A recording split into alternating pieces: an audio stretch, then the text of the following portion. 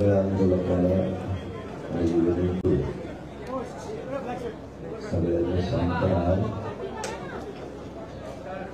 CST असो किंवा मुंबईतला कोणताही विभाग असो, सगळ्या विभागातल्या मराठी बांधवांना माझी विनंती की सगळ्यांनी शांत राहा. काय असतं, आरक्षणाचा घास आपल्या लेकराबाळासाठी आवश्यक आहे. म्हणून सगळ्यांनी थोडं संयमानं शांततेने घ्या. तुम्हाला माझी ही शेवटची विनंती आहे की सगळ्यांनी शांत राहा. तुम्हाला ऐकायचं नसेल तर मग तुम्ही आमचे कार्यकर्ते आंदोलक आहेत का नाही असं म्हणावं लागलं. आणखीन आम्ही तसे म्हणलो नाही, पण सगळ्यांना आढळून विनंती, CST असो किंवा कुठलाही परिसर असो, सगळ्या मराठा पोरांनी आंदोलकांनी शांततेत राहावं. आपण आणखीन थोडे दिवस वाट बघू. किती वेळ लावतोय मुख्यमंत्री द्यायला, किती मराठ्याचे पोरात वाटोळ करायचंय, मराठ्याला का द्यायचं नाही, त्याला मराठ्याच्या राग कशामुळे. थोडे दिवस थांबा, वाट बघा. सगळ्यांना विनंती माझी, सगळे शांत राहा. पत्रकार बांधवांना सांगतो, पोरं उलटबाजी करत नाहीये, सरकार उलटबाजी करते.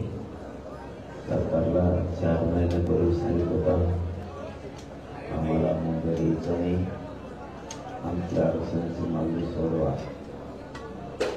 या उलटबाज आणि मार्गमस्ती करणाऱ्या मदमस्त मुख्यमंत्री माजलेल्या मुख्यमंत्र्यांनी जाणून बुजून मराठ्याचा प्रश्न सोडला नाही. अशांतता व्हावी म्हणून कोणाचंही ऐकलं नाही. मनमानी करणारा स्वतः थकीत होतो किंवा म्हणून तसंच वागलं पाहिजे असा एकलपरा आपल्या बुद्धीचा मुख्यमंत्री लाभल्यामुळं महाराष्ट्रातले असलं व्हायला लागलं. उल्हाडबाद मुख्यमंत्री बारीक लेकरासारखं आयुष्यात मराठ्यांना हिनवतो, बालबुद्धी असल्यासारखे मराठ्यांना छेडतो, अपमान करतो. उल्हाडबाद आंदोलक नाहीये तर देवेंद्र फडणवीस, त्याला आम्ही 4 महिन्यापूर्वीच सांगितलं होतं आम्हाला मुंबईत यायचं नाही, आरक्षण देऊन टाक. हे पत्रकार बांधवांनी सगळ्यात आधी समजून घ्या. गोरगरिबांच्या लेकराच्या भावना समजून घ्या. उल्हाडबाद सरकारी बकवूर आहे, त्याला आम्ही सांगितलेलं 4 महिने झालं तरी ऐकायला पाहिजे. त्यामुळे मीडियाच्या बांधवांनी त्याला बोललं पाहिजे, गोरगरीब शेतकरी पोराला बोललं नाही पाहिजे. हे जरा समजून घ्या. आज आम्ही तुमच्या दारात आहे. तुम्ही जर काही शब्दप्रयोग करताल तर मग काही मीडियाबद्दल आम्हाला पण विचार करावा लागणार आहे. नाविलाज आहे आमचा सुद्धा. तुमचा नाविलाज असेल तर मग आमचाही नाविलाज.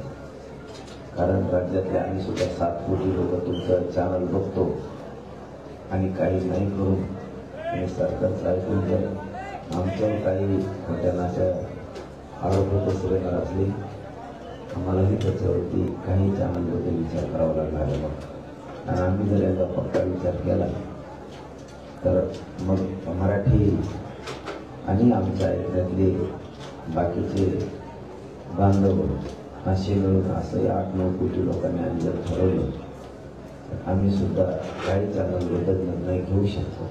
हे पण खोटं नाही आहे. कारण पुढच्या 2-4 दिवसापासून काही चॅनलचं आम्ही बघतो, जाणून बुजून तुम्ही काही ना काहीतरी चांगलं उघडं आमच्याकडे आणताय. आम्ही एवढे येडे नाही आहे. तुम्हाला सरकार लागत असेल, पक्ष लागत असेल, त्याच्यामुळे तुम्ही खोटे नाते आरोप करून काहीतरी रंगायचा प्रयत्न करता. रंगू नका. तुम्ही रंगायला जाता आणि सरकारच्या नेत्याचं ऐकून इकडं जर मराठ्यांनी आणि मराठीच्या महाराष्ट्रातल्या 9 ते 10 कोटी मित्रांचं ठरवलं तर मित्राच्या नादात सगळा देवारा होऊ शकतो. कारण आपण एकदा बोललो हे करीत असतो, त्याचाही तुम्ही बारीक विचार करावा. 3 दिवस झाले तुमचं पण आम्ही काही जणांचं ऐकलं. आता आम्हालाही संशय यायला लागला तुमच्याबद्दल सुद्धा. काही चांगलं होतं त्या चांगलं पुढच्या काळात विचार करावा की हुल्लडबाज पोरं नाही तर मुख्यमंत्री आहे. तुम्ही काही चांगलं ऐकणार आणि आम्ही तुमच्याकडे आलो मग तुम्ही ऐकणार, आम्ही ऐकून घेणार असे आम्ही पण नाही आहे. काही चांगली नाही बातम्या दाखवल्या तरी आम्हाला काही हरकत नाही, त्याची काही अडचण नाही. आम्ही आमची सोशल मीडिया सुरू करू. पण तुमच्या कसली आरोप सरकारच्या ऐकून तुम्ही जर आमच्यावर करणार असला तर आम्ही ऐकून घ्यायला तयार नाही. मग आम्हालाही तुम्हाला बॅन लावायचं का काय ते आम्ही आमचं ठरवू काय करायचं ते. कारण आम्हालाही तेवढा अधिकार आहे, आम्हाला पण तेवढा अधिकार आहे. एखादे काही चॅनल जर आम्ही सांगितलं त्याला रिपोर्ट मारा आजपासून हे बघायचंच नाही तर महाराष्ट्रातले किमान आमच्या म्हणण्यावरती 9 कोटी लोक बघणार नाहीत ही आम्हाला पक्की खात्री. त्यामुळं सरकारचं ऐकून तुमच्या देवारा करून घेऊ नका. कारण 1 दिवस ऐकलं, 2 दिवस ऐकलं, तिसऱ्या दिवशी पण तुमचं तेच सुरू आहे पुन्हा. याचा अर्थ काही चॅनल जाणून बुजून देवेंद्र फडणवीस ऐकून आमच्यावरती रागा व्यक्त करायला लागले. तुम्ही काय खोटं दाखवणार आहेत, आमचं आई ते आई काय दाखवणार आहेत तुम्ही, कारण त्याच्यात प्रवास संशय येतो. कारण काही असते वेळ आली तर नाव पण घेईन, वेळ आली तर नाव पण घेईन मराठीविषयी तुम्ही कसं चालता म्हणून. पण आता इथून पुढे तरी आमचं चॅनल बघायला हात जोडून विनंती आहे. हुल्लडबाज आंदोलन नाही आहे. हुल्लडबाज सरकारने त्याला 4 महिन्यापूर्वी आम्ही सांगितलं होतं आरक्षण की आम्हाला मुंबई यायचं नाही. हे प्रश्न तुम्ही मुख्यमंत्र्याला विचारा. आमचा कशाला दाखविला? आम्हाला झोपायला जागा नाही, बसायला जागा नाही, खायला जागा नाही, काही ते दुकानं बंद केली, आमची मागची लाईट बंद केली. केलं तुम्ही काय केलं तरी पोरांचे काय हाल चालले, काय नाही चालले, गाड्या आडवी, जेवणाच्या गाड्या आडवी, उठलं सुटलं की आंदोलकाने असं केलं, आंदोलकाने तसं केलं. काय अडचण नाही, तुम्हाला दाखवा नाही दाखवलं तर आमचं सोशल मीडिया आम्ही चालू, आम्ही जातवान लढणार आहे. तुम्ही उगाच काहीतरी सरकारचं ऐकून आमच्या मागे लागताय हे सुद्धा चांगलं नाही. मग असं असतं का पुढं तुम्ही आम्हाला दाखवायला लागलात म्हणजे का तुम्ही कसं वागणार असं पुढे आहे. पण परवा ऐकलं तुमचं, 13वा ऐकलं, काल पण ऐकलं, ठीक. तुम्ही रोज तेच जर चांगल्या घोंगडे आमच्यावर सरकारचं ऐकून करणार, आम्ही तुमच्या चॅनलबद्दल विचार करणार, 100% करणार. बघा करतो जर मी शब्द ठरला ना, सगळे रिपोर्ट महाराष्ट्रातले टीव्ही असो तुमचं काही असो, काही एक चॅनल बघणार नाही तुमचं. जे सांगितलं नाव घेतलेलं चॅनल बघणारच नाही मराठी. म्हणून पोरं उलटतात नाही, पोराची भावना समजून घ्या. पोराचं म्हणणं इथं चिखली यंदा येईल, सरकारनं सुविधा नाही केली, जबाबदारी सरकारची असती. जेवणच आमचं बंद केलं तर आम्ही जेवायला आणलं तर आमच्या गाड्या आलेल्या, हे पोरांचं म्हणणं आहे. पण उठलं सोडलं की तुमचं वाचित आहे. सरकार सांगायचं तसं लावा असं बातम्या लगेच तुम्ही तशा लावता. आम्हाला ती पण रिपोर्ट येते, कोण सांगत आहे, तुम्ही कोण पत्रकार, कोण अँकर, कोणत्या मंत्र्याजवळच आहे, ती पण रिपोर्ट येते आम्हाला. मी जर नाव सांगितलं ना तुमच्या पायाखाली वाळू सरकार तुमचे सुद्धा. मी खोटं बोलत नाही. 2 वर्षात एकदाही मी मीडियाबद्दल आणखी बोललो नाही, एकदा पण मीडियाबद्दल बोललो. इतके मीडियावर प्रेम आणि माया करतो. पण इथं आल्यावर थोडंसं आम्हाला चतुरपणा दिसला काही जणांना, म्हणून हे बोलायला लागलं. नाही 2 वर्षांनी परत शब्द काढला नाही. देवासारखे चॅनलवरती आणि पत्रकार देवासारखे. पण इथं आल्यावर काही जण साबरे, पण आधी दिसला आम्हाला, लक्षात आलं साबऱ्यापणा. ठीक आहे, आम्हाला नीट करायचं. तुमच्या एकट्यामुळं तुमच्या संपादकाला अडचण येणार, तुमच्या चॅनलला अडचण येणार, हे पण ध्यानात ठेवायचं. माझं म्हणणं पुन्हा एकदा समजा की तुमच्या एका पत्रकारामुळं तुमच्या संपादकाला आणि चॅनलला अडचण यायची ज्या मताचा मी आहे. आणखी मी नाव घेतल्यानं मला घ्यावं लागलं नाविलाच्या नंतर. माझं पोरांना हात जोडून विनंती, पोरावर होत असते कमी जास्त झालं तर होऊ द्या. पोलीस बांधवाला सहकार्य करा, मुंबईच्या सामान्य लोकांना सहकार्य करा. सगळ्यांनी शिष्ट असं पुढं असतात ते जागा सोडून द्या. अरे मी तुमच्यासाठी कसं करतोय पोराला, मला आज उठा बसता येत नसता. मला या अंगावरचे अंगावर होत आहे, तुम्ही जरा समजून घ्या. मला तुम्ही जर उपोषणात सुद्धा बोलायला लागत असताना तर काय अर्थ आहे का त्याला? मला इतक्या कडक उपोषणात तुम्हाला निरोप द्यावा, इथं आलो नका, तिथं आलो नका, शांत राहा, ही तुम्ही अपेक्षा सुद्धा नाही केली पाहिजे. माझ्या पोरावर मला दम लागतो बोलताना. आज 4था दिवस आहे. पहिले 2 दिवस म्हणजे 6 दिवस. मला तुम्ही आता बोलायला सुद्धा लावलं नाही पाहिजे. मी तो मला म्हणायला पाहिजे का इकडं उभा राहू नका, तिकडं उभा राहू. तुम्ही मनानेच रस्त्यावर उभा नाही राहिल्या पाहिजे, तुम्ही गाड्याने आलेल्या पाहिजे मनानेच.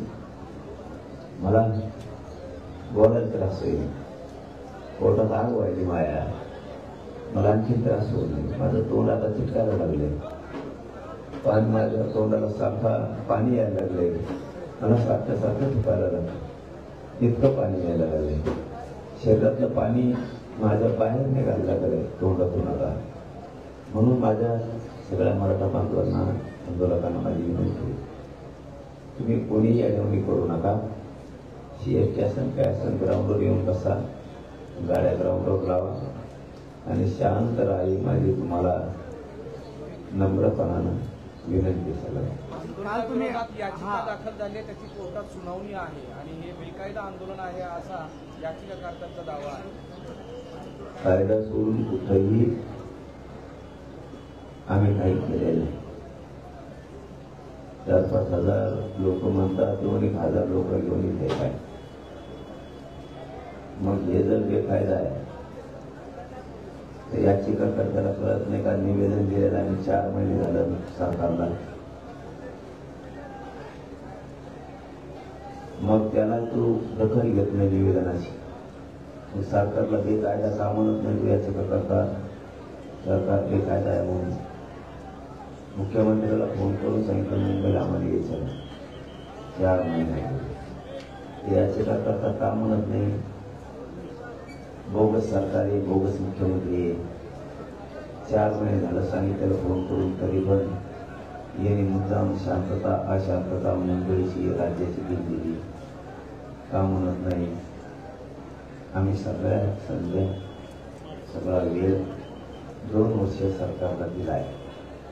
त्यामुळं मी देवेंद्र फडणवीस मला इथं गोळ्या जरी घातल्या तरी मी उठत नसतो. त्या मागण्याच्या अंमलबजावणी झाल्याशिवाय मी मुंबई सोडत नाही. आणि मुख्यमंत्री साहेब, आणखीनही तुम्हाला सांगतो, जर तुम्ही ऐकत असाल तर जसं ऐकत तसे का फळा, पण जर तुम्ही ऐकत असाल आणखीन तुमच्या हातातली वेळ गेलेली नाही. महाराष्ट्र मुंबईकडे निघणार आहे हे लक्षात ठेवा. पण त्याला काही आणखी दिवस बाकी आहेत.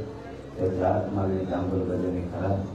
हे जर आले मग मात्र मुंबईत कुठेच उभा राहायला नाही लागणार. कुठंच मग तुम्ही उभा राहायला गाड्या नाही. कारण की येणाऱ्याची संख्या किमान 5.5 कोटीपेक्षा जास्त असणार. म्हणून माझी विनंती आणखी तुमच्या हातातली वेळ गेली नाही. तुम्ही असंच दाखल राहिला त्याच्या मागं कोणी नाही.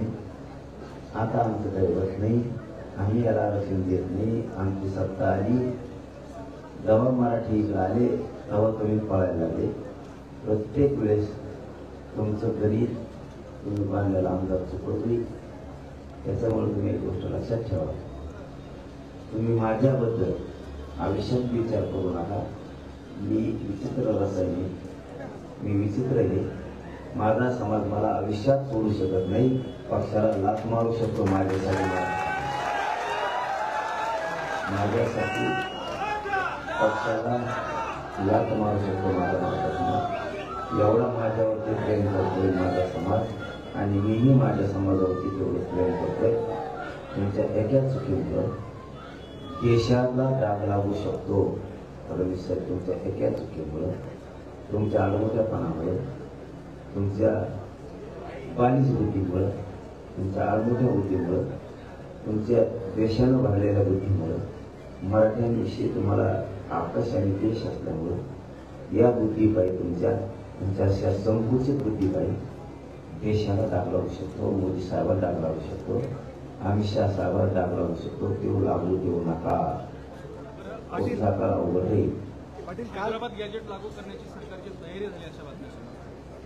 हैदराबाद गॅजेट लावण्याची सरकारची तयारी सुरू झाली तर आनंदाची गोष्ट आहे. आम्ही त्याचं कौतुक करू, पण मला सातारा संस्थान पण पाहिजे.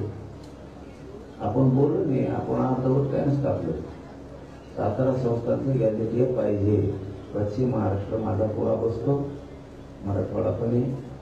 मला सातारा संस्थान पण पाहिजे, यशस पण पूर्ण मागं पाहिजे.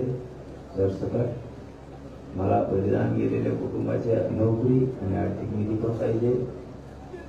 मी एकही गोष्ट त्यातली सोडणार नाही. म्हणून सरकारने त्याच्यावर बारकाईने लक्ष ठेवावं. मराठा आणि कुणबी एक आहे, तो पण मला द्यायला पाहिजे, तो पण मला द्यायला पाहिजे. मला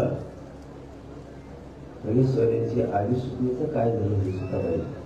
पाटील, तुम्ही काल संशय व्यक्त केला होता की आंदोलनात काही लोक घुसतायत आणि ते आम्हाला बदनाम करतात. तुम्ही काल एक सांगितलं होतं की पोलीस भगवे कपडे घालून रुमाल घालून फिरतात. हे जे सुरू आहे असं वाटतं, असं हे हा, मी तुम्हाला त्याच वेळेस सांगितलं. मी आंदोलनाच्या अगोदर 1 महिना सांगितलं होतं की देवेंद्र फडणवीस पोलिसांचा वापर कार्यकर्ता म्हणून करतो. देवेंद्र फडणवीस पोलिसांचा वापर कार्यकर्ता म्हणून करतो. त्यांचे काही लोक आंदोलन घालून तेच हुलडबाजी करणार आणि आमच्या आंदोलनावर घालणार. ते आमचे कार्यकर्ते नाही आहेत. हे त्याला जबाबदार देवेंद्र फडणवीस असणारे पोलिस सुद्धा जाणून बोलून. देवेंद्र फडणवीसला माहीत आहे का नाही मला माहीत नाही, पण काही पोलीस असेल जातीवादी की ते मराठीच्या पोराला उचकीत आहेत आणि त्या पोरांना सांगते असं आरक्षण मिळत नसतं, तुम्ही थोड्या उड्या आणा. मग पोलिस हे घडून आणले. काही पोलिस गाड्या आणि ते देवेंद्र फडणवीसने आडायचं सांगितलं. म्हणजे बघा, देवेंद्र फडणवीस जर ऐकत असला तर काही पोलीस असं सांगते की तुम्ही गाड्या आडा मग आरक्षण मिळेल. काही पोलीस असं करतायत, गाड्या आडी देत आणि मला देवेंद्र फडणवीस गाड्या आडी सांगितलं, डायरेक्ट नाव सांगितलं. काही पोलीस रुमाल घालते, देवेंद्र फडणवीस रुमाल घालायला सांगितलं. हे प्रकार व्हायला लागले. त्याच्यामुळं माझ्या जर एकाही पोराला जर लागलं ना तर पुन्हा महाराष्ट्र कधी सुरू होऊ देणार मराठी. जर एका पोराला काठी लागली तर पुन्हा मुंबईसह महाराष्ट्र कधी सुरू होणार नाही. माझ्या पोराला दादागिरी करायची नाही. मी सरळ सांगतो, माझ्या पोराची काही चूक नाही. आम्ही तुम्हाला 2 वर्षापासून सांगतो आरक्षण द्या. माझ्या जातीची पण काही चूक नाही. माझ्या जातीला इतकी अडचण काढतो तुम्ही, आमचं आरक्षण असून देत नाही. चल, धन्यवाद.